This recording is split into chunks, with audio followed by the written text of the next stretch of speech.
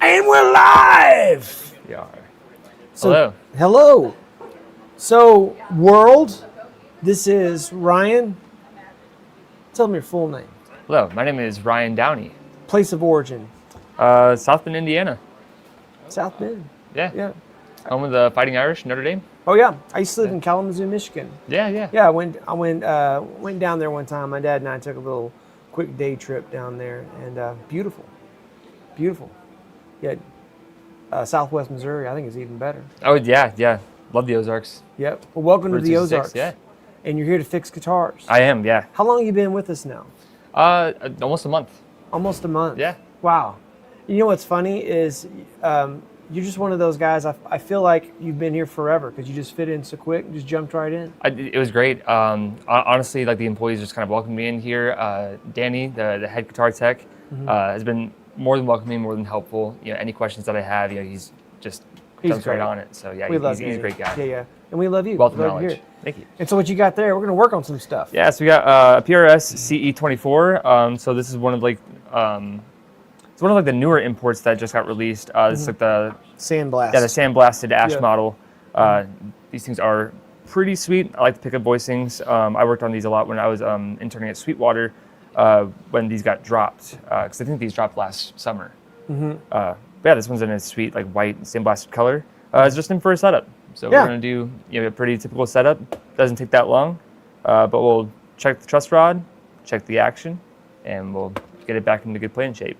The Let Her Rip Tater Chip. Yeah. I like a satin finish, and this one, if you like a tactile kind of thing, you know what I mean? If you, my wife has this thing where she likes to rub together certain types of fabrics. Yeah, You know what I mean? yeah. Yeah, I think she would like this. She'd go, ooh, like that.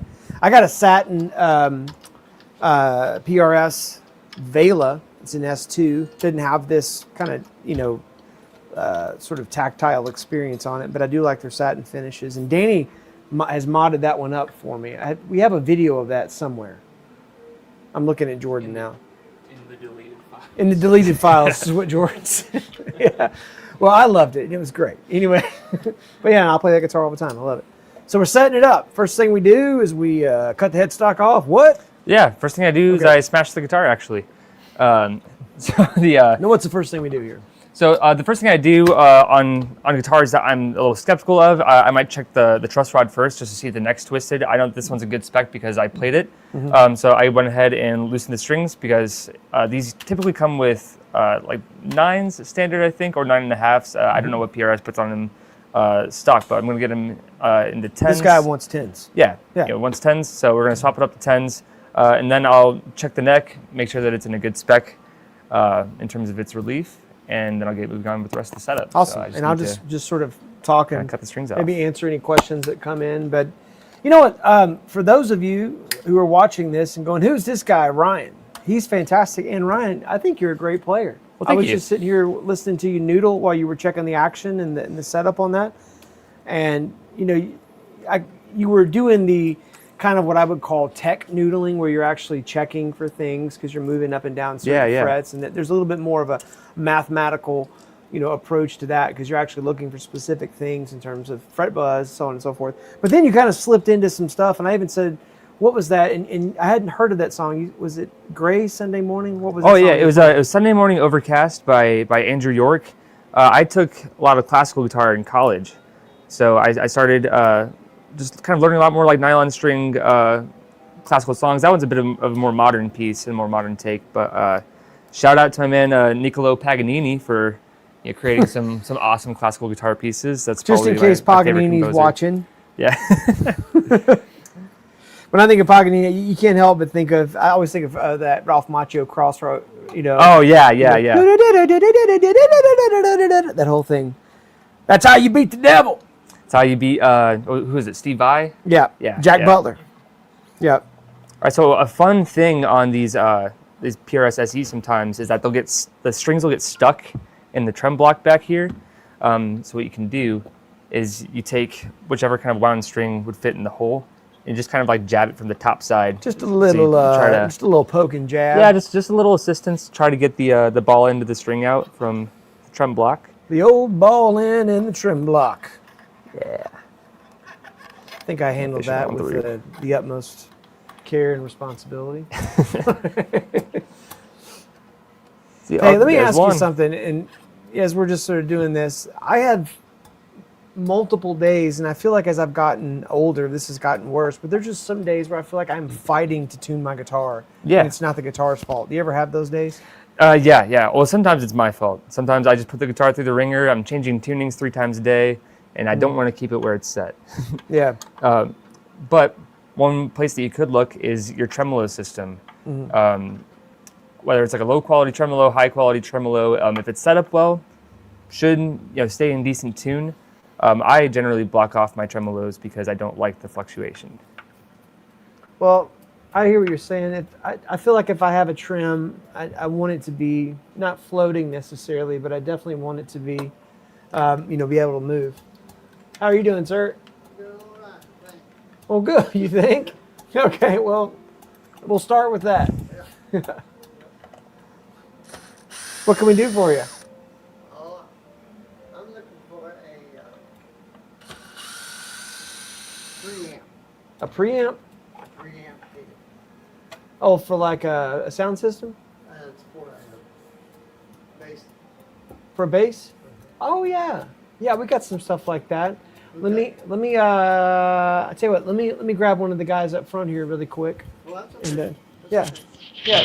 Go ahead, I'm gonna run in here for a minute. Okay, yeah. Take your time. I'll be up there in a little bit. Yeah. That sounds good. All right.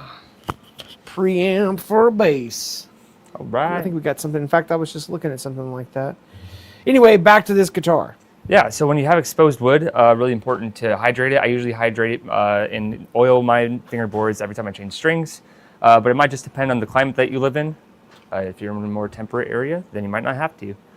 But makes it look really good. Look at that. Yeah, shines Can't it up, argue with darkens that. the wood a bit. Hydration, really important for all your guitars.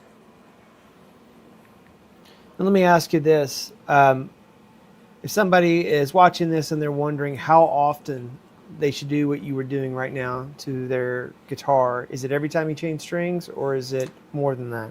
I don't usually go through this entire process every time I change strings, but what I would do is if you're changing tunings, if you're changing maybe the style of music that you're playing, changing your string gauges, then it's important to do all these measurements to make sure that things aren't shifting around. Like if your neck is bowing because you're using heavier strings, it's really important that you're checking the neck relief to tighten it back into place. But if I'm keeping the same tuning, keeping the same string gauge, and I just need new strings because they're either getting old or they sound dull, then I won't usually go through this entire process. But I usually try to oil my fretboard. I mean, you can judge it by your eye. If it looks dry, then I'd give it some oil, not too much, because you can oversaturate your fingerboards as well.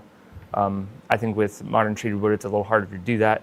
But yeah, like not too often, as the classic answer goes. It always depends. Yeah. I have a question. For the All right. love of guitars with Keith, he said, which shop are you at? This is- Yeah, we are at the Springfield, Missouri shop, the headquarters of Palin down here. He said, I have used Fast Fret for oiling my board for a couple decades now. Is that about as good? I don't know. I've never used Fast Fret on the fingerboard. I usually use them on strings though. I love Fast Fret as a product. Do you know Yeah, so what material that is? well, fast fret, to my knowledge, first of all, when we're oiling, it's going to be some either like linseed oil, lemon oil. Yeah, or- like a lemon base usually. Yeah, Like I yeah. can check on this one. And that's the fast fret's kind of a different product. Fast fret would be more for extending the life of your. How huge does my head look right now? Get a little closer. Fast fret. Yeah. Now, fast fret is more about extending the life of the strings, cleaning the strings. 'Cause, your strings can get a lot of gunk on it, dead skin. Depends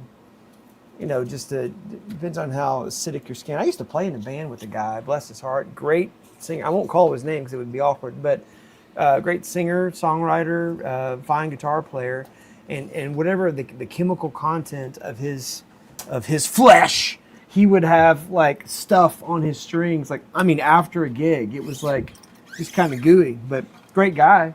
Maybe that was a superpower. It wasn't Alec. But it was Great singer-songwriter guy, and so I always thought that was interesting. But no, fast frets for the life of the strings. Great question. What else you got?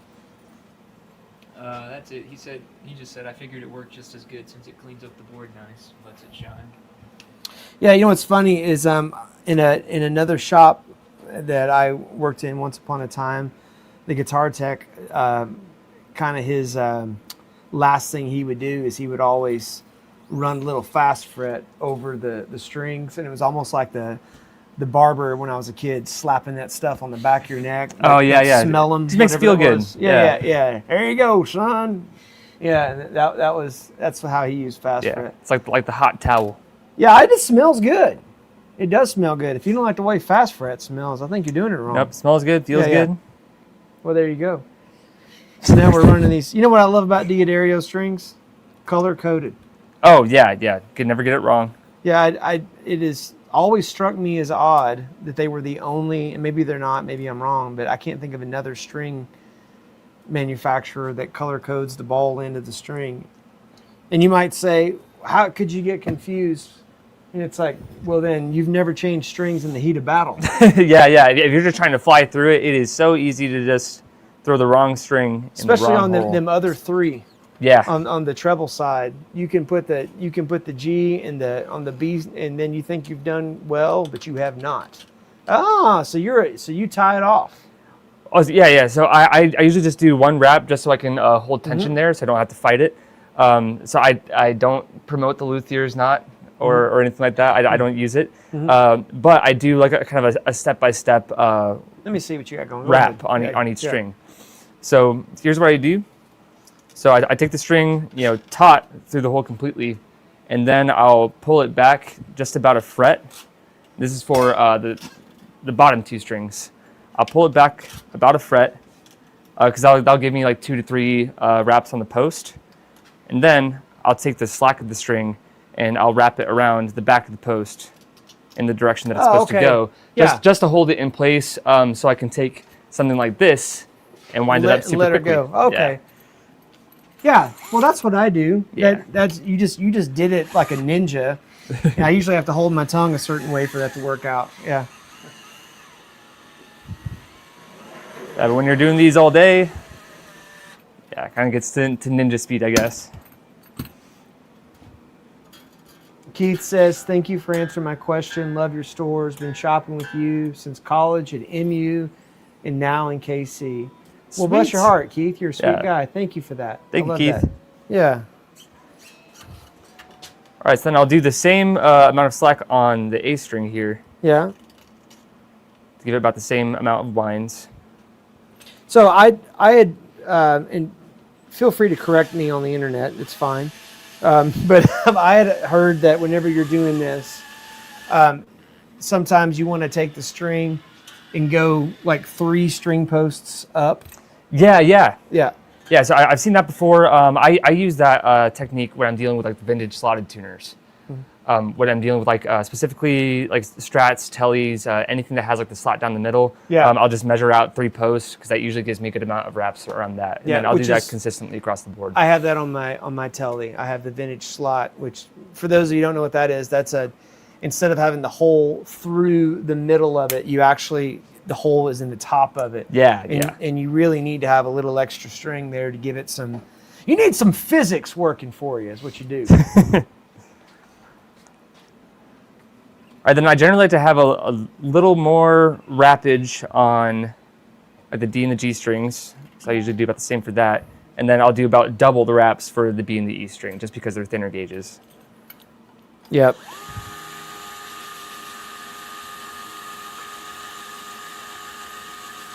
And I got to tell you, if you don't have a string winder, even the $2 basic geez, yeah. string winder, this little guy right here, if you don't have this, or how about this, if you know a guitar player with Christmas coming, $2. Don't quote me on that because stuff, $2.50, whatever. This right here is a life changer. If you're trying to wrap the string like some sort of savage stranded on an island, you're not going to get the string wrap as beautiful, tight, condensed, like when the tomato fits perfectly underneath the bun and the cheese is just melted over the the edge of the patty, and you got that great sandwich. Yeah, This is the only way to get there. that's this thing. Now, next level is to get this. And actually, I think we sell these bits. We do, too. yeah. Yeah. Anyway, I'm Yeah, all I'm actually gonna use this guy because I think my battery's dying. Yeah, it makes mince meat of these things. mincemeat. Keeping with the food analogies. Yeah. Ah, So what just happened there? It's nice to see that you're human. yes, I am. Yeah. What that is that's when the ball end. Sometimes you'll be changing your strings, and the ball end doesn't flip it get over. seated into the trim block in this case, or if it's an acoustic, it might be like in the bridge pin. The bridge pin will have a little groove, and the ball end will kind of get seated in there. And if it doesn't get seated right, Yeah. you go to tighten, and it goes. Yep. So sometimes the ball end will just kind of get stuck there off the edge of the trim block. If I'm moving a little quickly, then I occasionally forget to check the trim block as I'm tightening them up. But we're gonna do that now. Yeah, and the reason he was moving so fast is because I was poking him with his hot soldered iron. Because he's new, and we're still kind of breaking him in. Yeah. Anyway, They needed to brand me. Keith said, I am in the market for buying a D28, but Okay. noticed the action was a bit high, probably due to them accommodating bluegrass players. Bought a D15E from you guys and love the setup. When I get the 28, should I bring in the D15 so you can match the setup on the 28? Oh, for sure. yeah. So I don't know if you have a microphone. Did they hear you? Yeah. They might have. Okay. So Jordan was just reading a comment from Keith, and long story short is Keith has 2 guitars, and he's wondering if we can match the setup. So each guitar is going to have like its kind of unique characteristics, unique scale lengths. I'm not familiar with the second one that he mentioned, with the guitar that he currently has. But it was another Martin. It was a D15, right? Yeah, Is that what yeah. it said? Yeah. So it'll be yeah. like same scale length, kind Yeah. of same manufacturer, everything. Yeah. We would just kind of stand down those bone saddles to be around the same height, try to get the same action, the same amount of relief in them, and we could definitely get the setups pretty identical between the two. Yeah, and by the way, Keith, just so you know, and for anyone else watching, if you're coming from afar, especially, we have people come from, all over to get a plec, and we do that by appointment. And sometimes we'll have people that are driving from quite a distance away. I mean, we've had folks in here from California, Texas, way down there in Arkansas. Had a guy come down from Connecticut recently. So, there's appointments that are available, even if you're bringing in multiple instruments. So, just give us a holler. You can call the store, 417-882-7000. I sound like QVC for Danny and Ryan, but You got the plug machine behind you? I got the plug machine behind me. We can plug it for you. And if you order guitar online, you get a complimentary setup. Is that right? Complimentary setup. And if Yeah. you act now, Ryan will kiss each string before not anything weird, just Yeah. a little peck right there. I won't kiss the customer. Yeah. But I see you playing at James River all the time. Yes. I used to be over in the production team over Yeah. there and used to play. Yeah. Are they in need of any musicians? over there? Always. Always. Yeah. You should either, let's see, what's the best way to do that? Let's see. Let me think about this really quick. Here, probably, just real quick. I would say probably get a hold of Raquel. Okay. Yeah. I know Raquel. Yeah, and then maybe even like after a service, Mhm. just to say, hey, I'm ready to jump back in, because I don't know what the protocol, for lack of a better term, for like getting back in versus starting fresh. Starting fresh, be like, well, you got to go to the pro track, and there's a step to that. No, we're always looking for other musicians. 100%. I was always over I always played over at West Camp. I go to Yeah. South Campus, but I was Yeah. always over at West Campus. Yeah. And a couple times up at North. I actually kind of like going up to North. Yeah. A couple times that I was up there, but I was always over at West. And so I don't know. I was just thinking, well, maybe You should. Yeah, tell me your first name again. I'm Bart. Well, my You're first Bart? name's Charles, but Charles. I go by Bart. Hey, Bart. And so anyway, Yeah. I've seen you up there, and Yeah. actually, I saw your face on Facebook the other day about the Greg Bessonette. Oh, you coming to that? So that's why I stopped by. I was just like, nice. You should come. Yeah, well, yeah. I just got paid Good. $20, and I was like, Yeah, yeah, good. not to come. Have you been to one of his clinics before? Yeah, the last time I saw him was quite a few years ago. He was over at Springfield Music. He did it when he first got with Dixon drums. Uh-huh. I was over there, and I tried to get him to sign my Yamaha. They had a Yamaha drum kit over there, and Uh-huh. I just switched to Uh-huh. Dixon. And it's like I was trying to make a deal with Mitch down there. I was like, hey, if you can get Greg to sign that drum kit, I'll buy that drum kit. But he never would sign it. But I did buy the drum kit anyway, and got the autographed anyway Yeah. on something else. Yeah. But no, that's the last time. But I'd Oh seen yeah, him before. and, he is amazing, and he is such a beautiful spirit, yeah. and it'll be great. He's a he's a really nice guy. I got to talk with him a little bit last time, and yeah, he seemed like came across as a really nice guy. So, Yeah. but yeah, I was happy to see when I saw your face and you're announcing it. I was like, hey, I know that guy, and from James River and Yeah. Arcidi up on stage Yeah. there. And so, anyway, well, thank you for your That's time. awesome, Bart. And- Yeah, man. Yeah, Nice yeah. man. I'll mention something to Raquel too, so at least she's looking for you. Okay, Okay, sounds good. that's awesome. Thanks a lot, All right. guys. Appreciate Have you a guys. good one. Yep. Yep. Now what are we doing? So right now I'm setting the tremolo to be parallel with the body. So I'm doing that by kind of tightening the springs back here. At the moment, it's currently a bit of a guessing game. So it's a bit of a push and pull between the springs that are in the back of the guitar and the tension. And that's the strings because pulling up this on is it. floating. It is floating, yeah. Yeah. Yeah.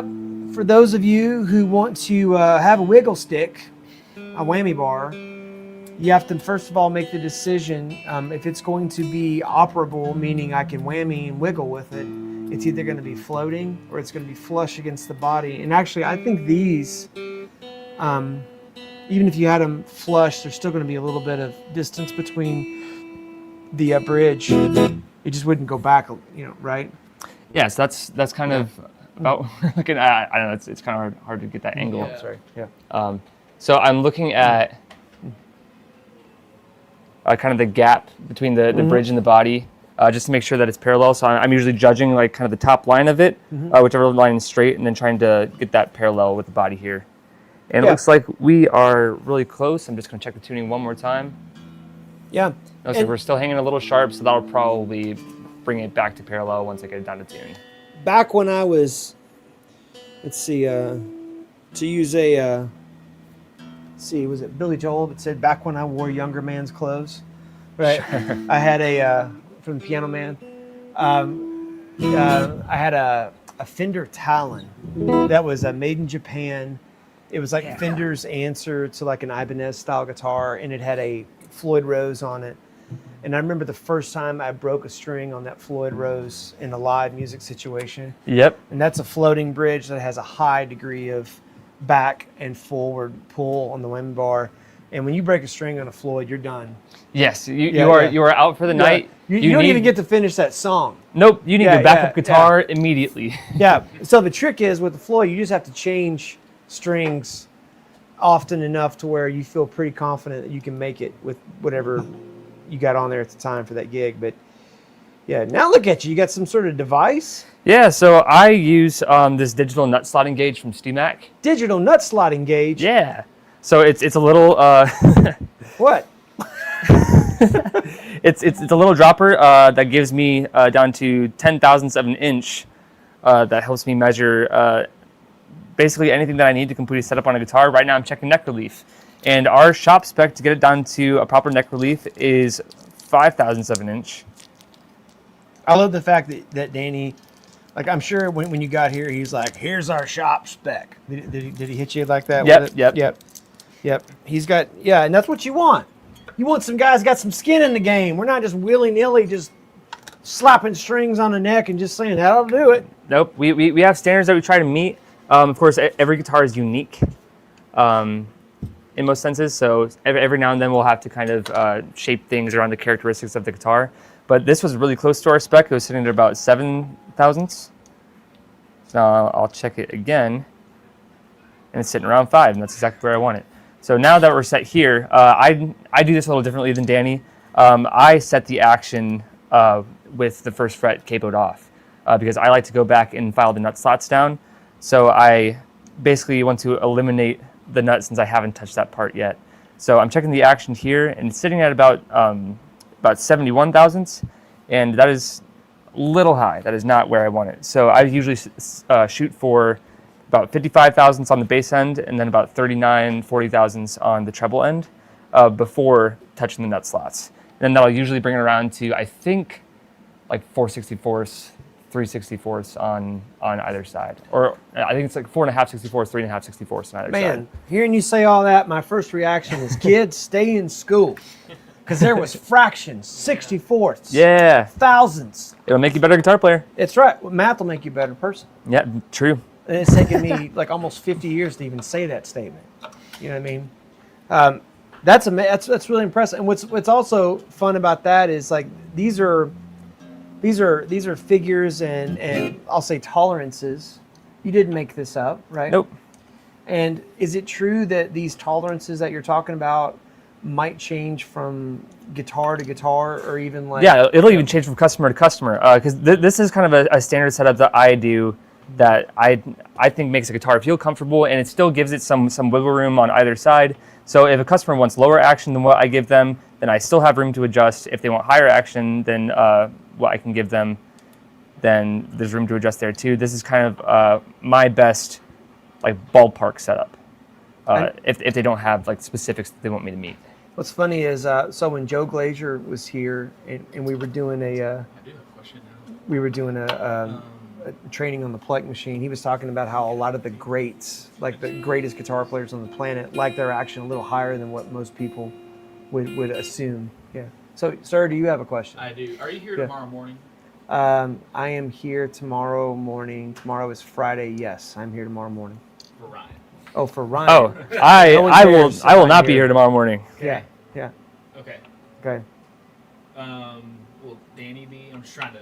I got a guy. I don't think he'll be either because it's a Friday. So I think he's going to be at a show in Ozark. No worries. Thanks. Okay. Yep. You guys have lives outside of this, right? Yeah, I try to. Well, we'll get that changed later. But then at home, I'm doing the same thing. Just in my own guitars. Yeah, that's true. All right, so now I have the action set on my outside strings. I have this about 55 thousandths and this around 39 thousandths.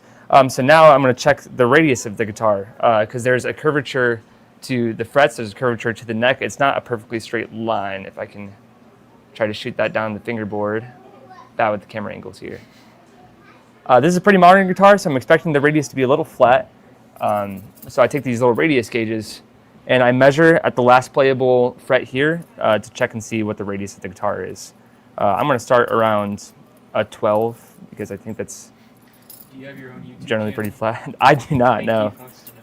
Man, I think like I'm feeling like, you know, I'm that uncle that brought the additional quart of potato salad to the family reunion. It's like, I don't think you need this.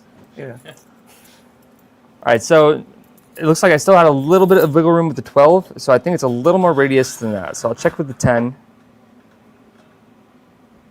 And it looks like that's pretty flush with the fingerboard. I'll check with the 9.5 just to make sure. For those folks wondering, radius, what are you talking about? It is sort of like if you imagine this is the top of the circle, it would be the whole circle. Yeah. Right? So with this, there's a slight curvature to it.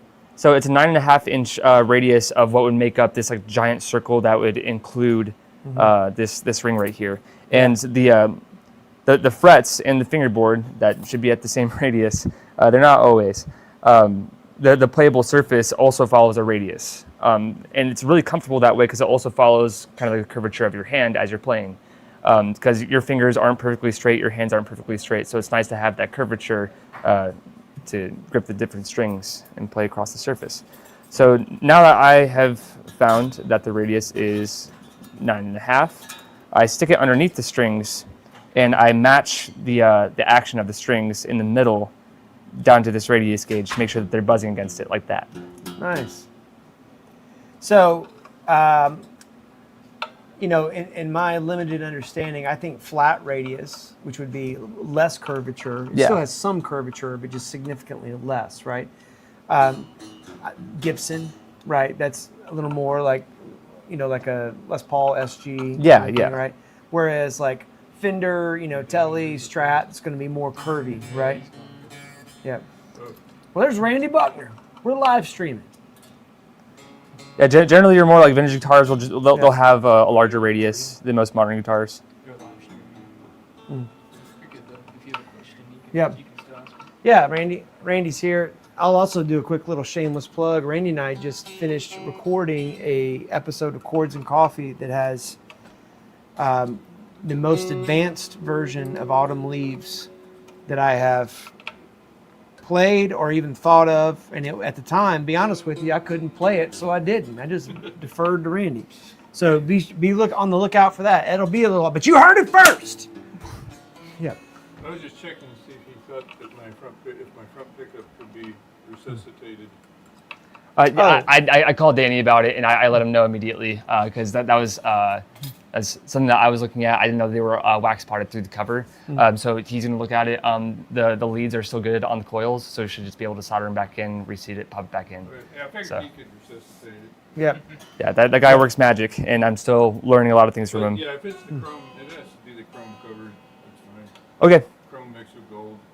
I like being tacky. No. I bet we can figure out something. What's going on with your guitar? Well, they waxed. I forgot that they waxed with oil on the. Is this the Ibanez? No, it's the Telecaster. Oh, it's Elliot. Yeah, oh, it's this guy right Telecaster here. over there. Yeah. Oh, okay, gotcha. Yeah. Yeah, gotcha. Jason Isbell pickups on it. For whatever reason, they Yeah. waxed and potted the front pickup. Uh huh. I guess he's expecting us to play heavy metal with it or something. Probably. He plays pretty aggressive Yeah, rock. but usually it's with Yeah. his Les Paul. Yeah. Full red eye. Yeah. Yeah. All right. Well, cool. Yeah. Yeah. Randy was just asking about. I guess so. Danny is fixing a pickup.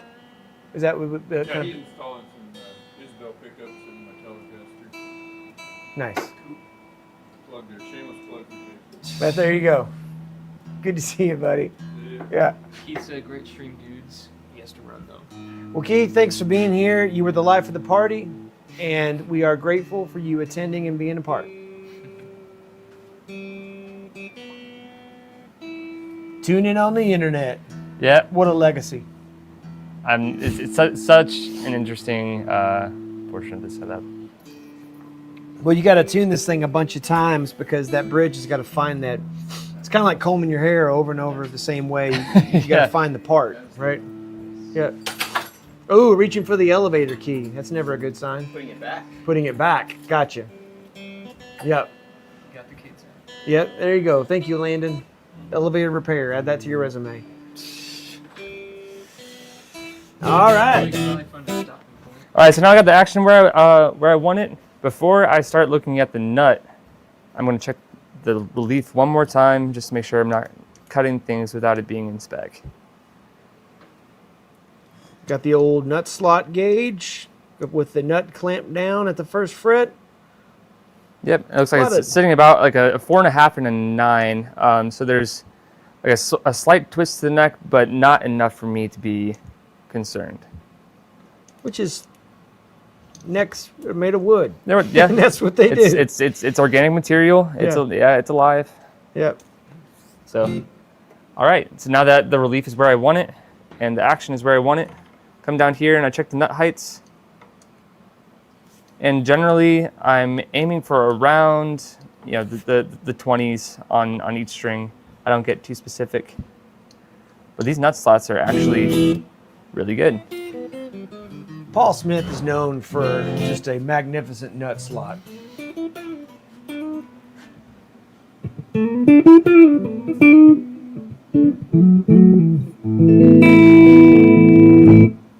PRS, man. Yeah, They're PRS. They're great. Great guitars. So the last step that I usually take, there's 2 of them. I'll check the intonation here, because even though your open strings might be in tune, they may not be in tune as you're pressing up the fingerboard. And we adjust that by moving these saddles up or down, depending on whether they run sharp or flat. So I'll look at my nifty strobe tuner.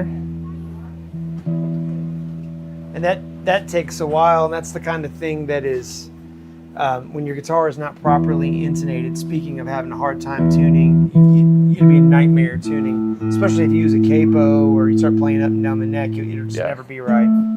So if you're watching this and you're playing your guitar sometime and you're like, dadgummit, when I play this bar chord up here, it doesn't sound in tune, but this D chord down here sounds great. That's what it is. That's an intonation issue. Yeah, so so the first culprit right here is this D string. The D string is in tune, open, but then when I play it at the 12th fret, it looks like it's running flat. So what I'll do is I'll take a little cross-tip screwdriver. That changes depending on what guitar you have. By the way, you grabbed that screwdriver really cool. It was like Billy Kid, like rolling his revolver, you know what I mean, after he loads it. Yeah, getting quick with it. Yeah. So what's awesome about strobe tuners, if you're not familiar with strobe tuners, it'll show you like a pattern depending on whether the string is sharp or flat. But this specific strobe tuner that I'm using, it's Danny's Peterson app that he has. It runs the pattern in the same direction that I need to rotate the screws to adjust the saddles. So I'll loosen it just a little bit. It looks like the screw's actually backing out of the hole, so I need to kind of press back into it to push it back into place. But I'll give that screw a couple turns, get the string back to pitch, check it at the 12th fret again, and we're less flat than what we were, but just a hair more. Then I'll drop it. Watch Billy the Kid do that.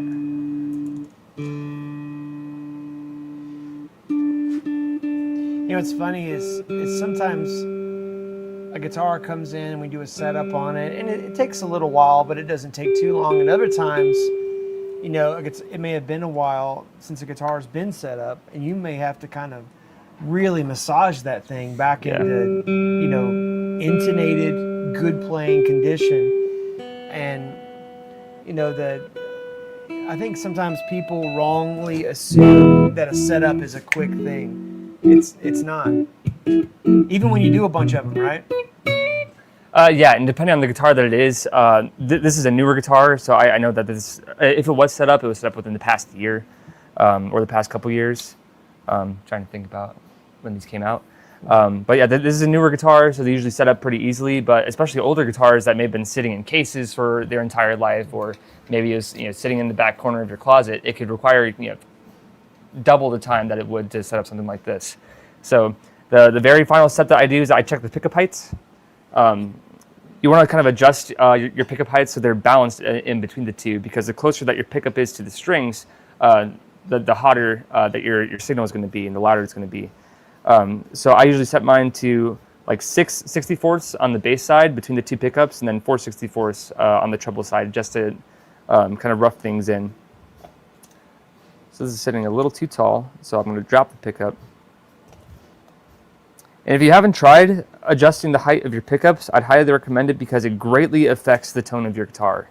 If you're playing something that's a little higher gain, a little higher output, you want a little more punch on your pickups, you might want to get them closer to the strings if you're playing higher gain stuff.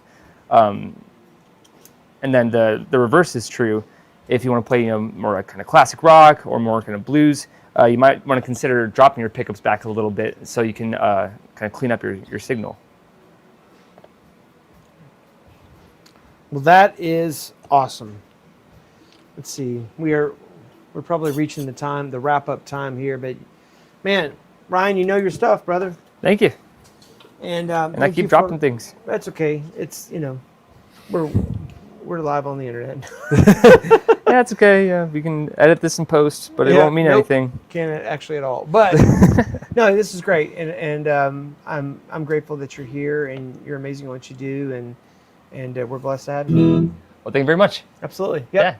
Yeah, all finished up.